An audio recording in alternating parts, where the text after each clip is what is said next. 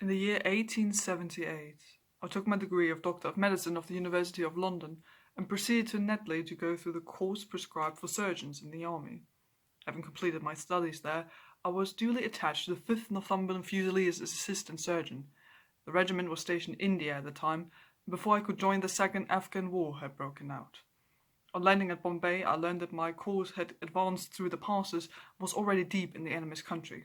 I followed, however, with many other officers who were in the same situation as myself and succeeded in reaching Kandahar in safety, where I found my regiment and at once entered upon my new duties.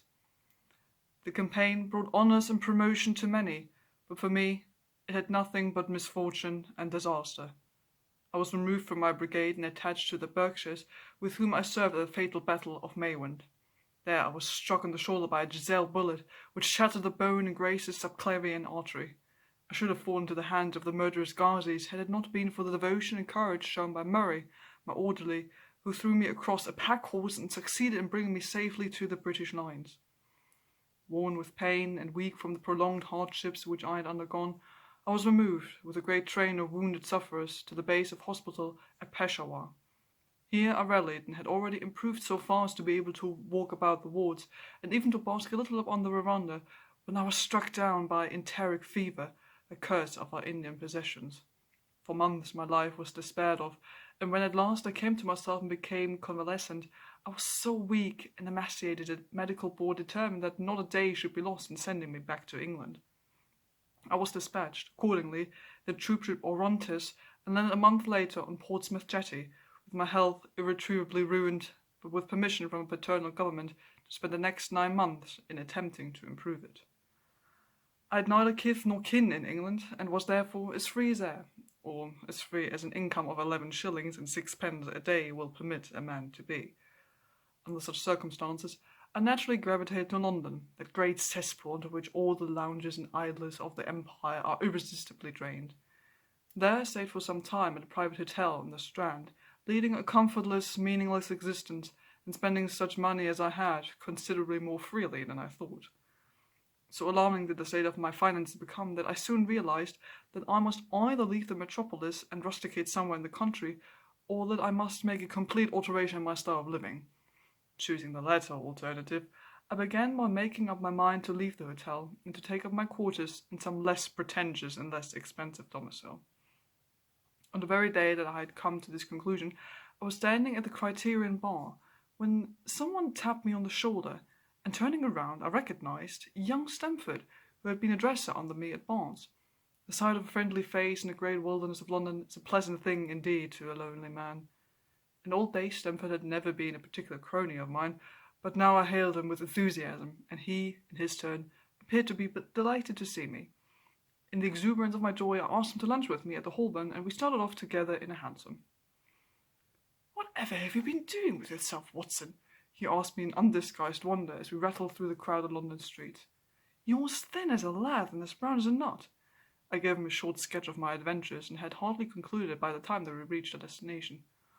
"Oh, poor devil," he said, commiseratingly, after he had listened to my misfortunes. "What are you up to now?" "I'm looking for lodgings," I answered, "trying to solve the problem as to whether it is possible to get comfortable rooms at a reasonable price."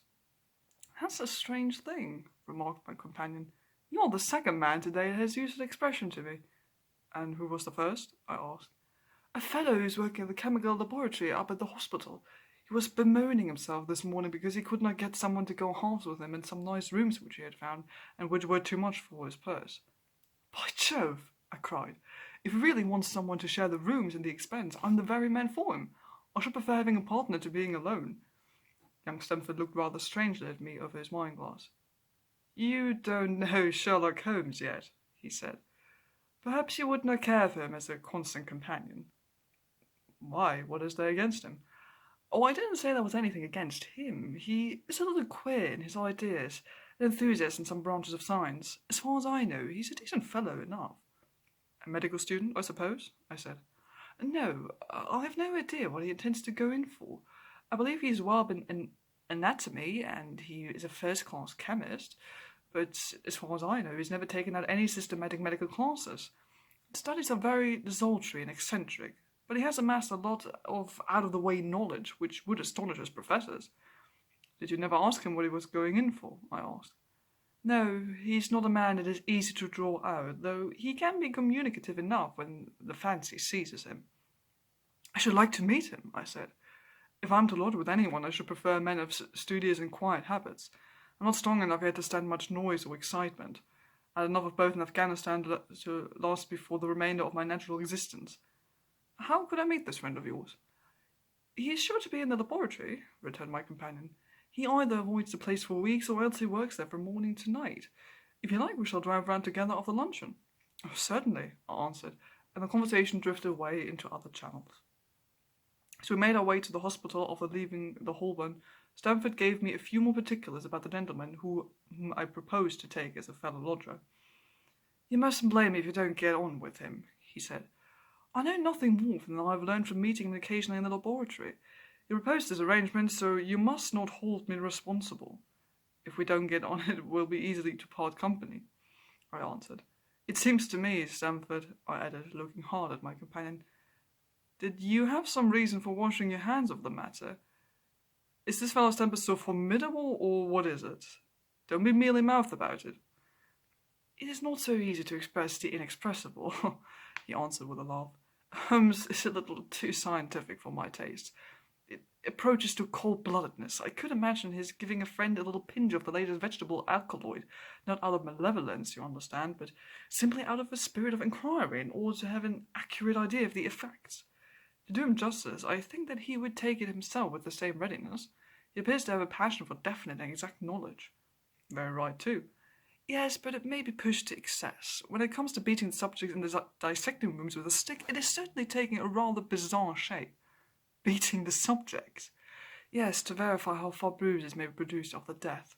I saw him at it with my own eyes. And yet you say he's not a medical student? No, heaven knows what the object of his studies are. But here we are, and you must form your own impressions about him. As he spoke, we turned down a narrow lane and passed through a small side door, which opened to a wing of the great hospital. It was familiar ground to me, and I needed no guiding as we ascended the bleak stone staircase and made our way down the long corridor with its vista of whitewashed wall and dun-coloured doors. Near the further end, a low-arched passage branched away from it and led to the chemical laboratory. This was a lofty chamber, lined and littered with countless bottles. Broad, low tables were scattered about, which bristled with retorts, test tubes, and little Bunsen lamps with their blue flickering flames. There was only one student in the room, who was bending over a distant table, absorbed in his work. At the sound of our steps, he glanced round and sprang to his feet with a cry of pleasure. I found it! I found it! He shouted at my companion, running towards us with a test tube in his hand. I have found a reagent which is precipitated by hemoglobin and by nothing else. Had he discovered a gold mine, greater delight could not have shown upon his features. Dr. Watson, Mr. Sherlock Holmes, said Stamford, introducing us. How are you? He said, cordially, gripping my hand with a strength for which I should hardly have given him credit. You have been in Afghanistan, I perceive. How on earth did you know that? I asked in astonishment. Never mind, said he, chuckling to himself. The question now is about hemoglobin. No doubt you see the significance of this discovery of mine. It is interesting, chemically, no doubt, I answered. But practically, why, man, it is the most practical medical legal discovery for years. Don't you see that it gives us an infallible test for bloodstains? Come over here, now. He seized me by the coat sleeve in his eagerness and drew me over to the table at which he had been working. Let us have some fresh blood, he said, digging a long bodkin into his finger and drawing off the resulting drop of blood in a chemical pipette. Now I add this small quantity of blood to a litre of water. You perceive that the resulting mixture has the appearance of pure water. The proportion of blood cannot be more than 1 in a million. I have no doubt, however, that we shall be able to obtain the characteristic reaction. As he spoke, he threw into the vessel a few white crystals and then added some drops of a transparent fluid. In an instant the contents assumed a dull mahogany colour, and the brownish dust was precipitated to the bottom of the glass jewel. Ha ha! He cried, clapping his hands and looking as delighted as a child with a new toy. What do you think of that? It seems to be a very delicate test, I remarked. Beautiful, beautiful. The old Guercum test was very clumsy and uncertain. So is the microscopic examination for blood corpuscles. The latter is valueless if the stains are a few hours old. Now, this appears to act as well whether the blood is old or new. Had this test been invented, there are hundreds of men now walking the earth who would long ago have paid the penalty of their crimes. Indeed, I murmured. Criminal cases are continually hinging upon that one point.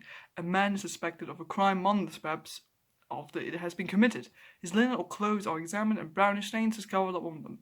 Are they blood stains, or mud stains, or rust stains, or food stains, or what are they? That is a question which has puzzled many an expert. And why? Because there was no reliable test. Now we have the Sherlock Holmes test, and there will no longer be any difficulty.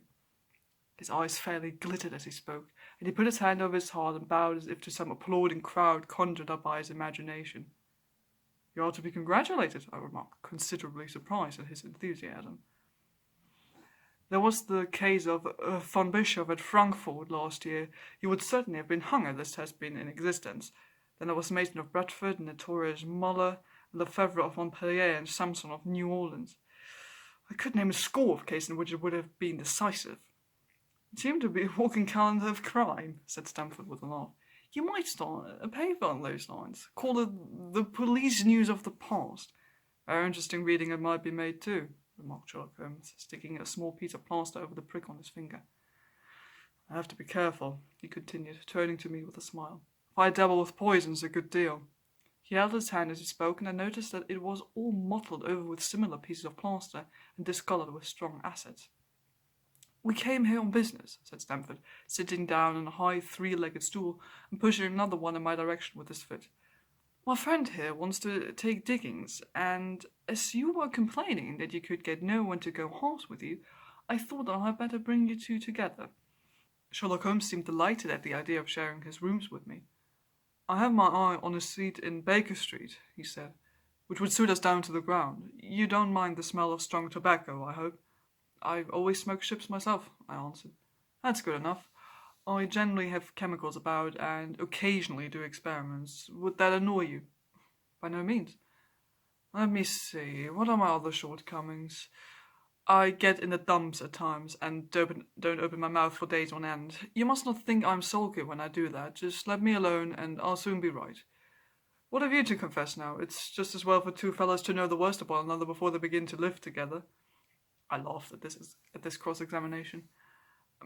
I keep a bullpup, I said, and I object to rows because my nerves are shaken, and I get up at all sorts of ungodly hours, and I'm extremely lazy. I have another set of vices when I'm well, but those are the principal ones at present. Do you include violin playing in your category of rows? He asked anxiously. It depends on the player, I answered. A well-played violin is a treat for the gods. A badly played one. Oh, that's all right, he cried with a merry laugh. I think we may consider the thing as settled. That is, if the rooms are agreeable to you. When shall we see them? Call for me here at noon tomorrow, and we'll go together and settle everything, he answered. All right, noon exactly, said I, shaking his hand. We left him working among his chemicals, and we walked together towards my hotel. By the way, I asked suddenly, stopping and turning up on Stamford, how the deuce did he know that I come from Afghanistan? My companion smiled an enigmatical smile. That's just his little peculiarity, he said. A good many people have wanted to know how he finds things out. Oh, a mystery, is it? I cried, rubbing my hands. Oh, this is very piquant. I'm much obliged to you for bringing us together. The proper study of mankind is man, you know. You must study him, then, Stamford said, as he bade me goodbye. You'll find him a knotty problem, though. I'll wager he learns more about you than you about him. Goodbye. Goodbye, I answered, and strolled on to my hotel, considerably interested in my new acquaintance.